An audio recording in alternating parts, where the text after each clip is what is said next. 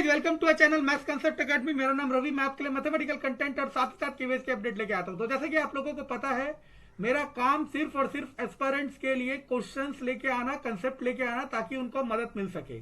ठीक है, तो आज मैं आपके सामने लेके आया हूं यूपी टीजीटी एग्जाम जो अभी फिलहाल हुए थे लास्ट टाइम। उससे कुछ क्वेश्चंस मैंने फिल्टर करे हैं या फिर चुने हैं जो केवीएस पीआरटी के लिए यूजफुल हैं। समझ आया? अगर आप यूपी टीजीटी के एग्जाम को पेपर को डाउनलोड करोगे तो आप अगर बिगिनर हो या फिर आप मॉडरेट हो, मतलब आपको परफेक्शन नहीं है, तो आपको ये मुश्किल से ढूंढना पड़ेगा और समय लग जाएगा कि कौन सा क्वेश्चन आपके एग्जाम में आ सकता है और कौन सा नहीं। लेकिन जो क्वेश्चन मैं करा रहा हूं वो केवीएस पीआरटी के एग्जाम में आने के लिए पूरा हक रखते हैं। ठीक है ना, चलो स्टार्ट करते हैं। पहले ये वाला क्वेश्चन जो मैं कल बता चुका था, एक बार फटाफट बता देता हूं। कह रहा है किसी नंबर को 136 से भाग किया तो रिमाइंडर बचा 36। अब इसी नंबर को 17 से भाग देने पर क्या बचेगा रिमाइंडर।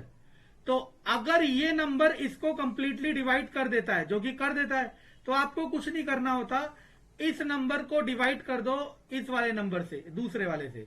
17 दूनी 34, तो रिमाइंडर बचा 2 आंसर। क्लियर है? कितना लगा? 5 सेकंड भी नहीं लगेगा इस क्वेश्चन को करने के लिए, हार्डली 5 सेकंड्स। अब आता है ये वाला क्वेश्चन। आपको पता होना चाहिए 1 का स्क्वायर, 2 का स्क्वायर, 3 का स्क्वायर, सो ऑन n का स्क्वायर। n plus 1 2n plus 1 by 6 ये फॉर्मूला है। अगर इसकी जगह 1 प्लस 2 प्लस 3 प्लस n हो तो n प्लस 1 बाय 2 है। समझ आ रहा है मैं क्या कह रहा हूं? तो ये फॉर्मूले आपको नंबर सिस्टम में पता होने चाहिए। अब आप सब में से कोई ये सोचेगा गूगल में टाइप करो, कहां से मिलेंगे? मेरे चैनल में जाओ मैथमेटिक्स वाली प्लेलिस्ट में नंबर सिस्टम या नंबर सीरीज करके एक लेक्चर है, उसमें सारे फॉर्मूले मैंने डिराइव करके दिखा रखे हैं। बाकी आपकी इच्छा है। अब इस फॉर्मूले की लिमिटेशन समझ लेना। ये फॉर्मूला जब ही लगता है जब 1 से हो। समझ आ रहा है? लेकिन यहां किससे स्टार्ट है? 11 से। हम ऐसे मान सकते हैं 1 से लेके 20 और फिर 11 से लेके 20। मतलब अगर मैं 1 से लेके 20 तक का निकालूं तो ये पूरा आ जाएगा।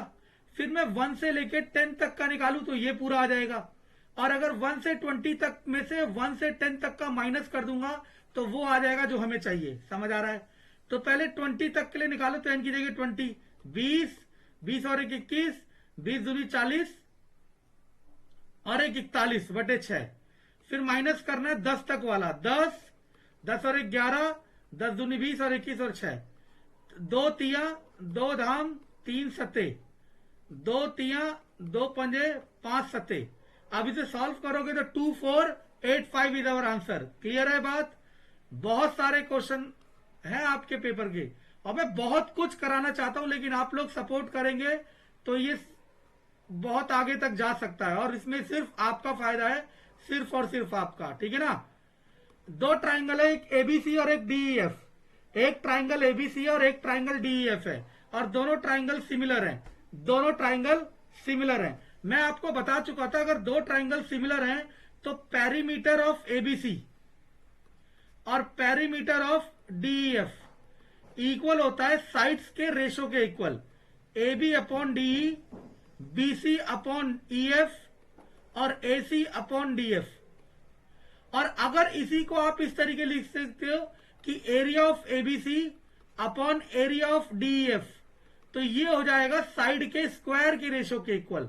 AB अपॉन डी का whole square, BC upon EF का होल स्क्वायर और AC अपॉन DF का होल स्क्वायर। समझ आ रहा है मैं क्या कह रहा हूं? ये इस तरीके से चीजें चलती हैं। बस हो गया, आसान है। देखो तो एबीसी का पेरीमीटर कितना है? 35, डीएफ का x। अगर ऊपर एबीसी का पेरीमीटर रखा है तो एबीसी की कोई साइड रखी जाएगी, दैट इज 9.1 और यहां आ गया 6.5। पॉइंट से पॉइंट चला गया, 13 पंजे 13 सत्ते 7 पंजे x बराबर 25।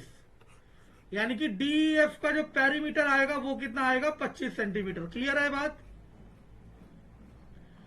ये क्वाड्रेटिक इक्वेशन का फॉर्मूला है, जिसे क्वाड्रेटिक फॉर्मूला कहते हैं। वो फॉर्मूला होता है -b plus minus under root B square minus 4ac by 2a। जहां भी आंसर दिखे, ओ सॉरी माइनस, ओ ये क्या हो गया? एक भी नहीं है इसमें से, नन ऑफ दिस। क्योंकि -4ac होता है, वहां +4ac लिख रखा है। अब एक बात समझने की कोशिश करना मैं बता देता हूं। जब भी आप पे द्विघात समीकरण आती है, मान लो ये द्विघात समीकरण है, इसके आंसर निकालने के बहुत सारे तरीके थे। एक तो था स्प्लिटिंग मिडिल टर्म, एक था कंप्लीटिंग स्क्वायर मेथड। लेकिन इन सब फॉर्मूलों से या इन सब मेथड से सेम आंसर आता है, लेकिन सबसे आसान मेथड होता है ये, इसे कहते हैं क्वाड्रेटिक फॉर्मूला। Quadratic formula. तो ये क्वेश्चन आए थे यूपी टीजीटी एग्जाम में, यूपी टीजीटी एग्जाम में, और ये केवीएस पीआरटी में आ सकते हैं क्वेश्चन। जब मैं आपको बार बार कह रहा हूं कि कोर्स खत्म होने के बाद या फिर तैयारी के साथ साथ आप चीजों को एक्सप्लोर करो। एक्सप्लोर करने का रियल मतलब यही है कि आप जो भी एग्जाम इंडिया में हो रहे हैं, ठीक है ना, टीचिंग एग्जाम, उसमें से अपने लायक क्वेश्चन छांट लो। अभी आप छांटोगे तो थोड़ा मुश्किल हो जाएगा, ये काम मैं आसानी से कर सकता हूं, लेकिन मैं कब करूंगा ये आपको पता है। धन्यवाद।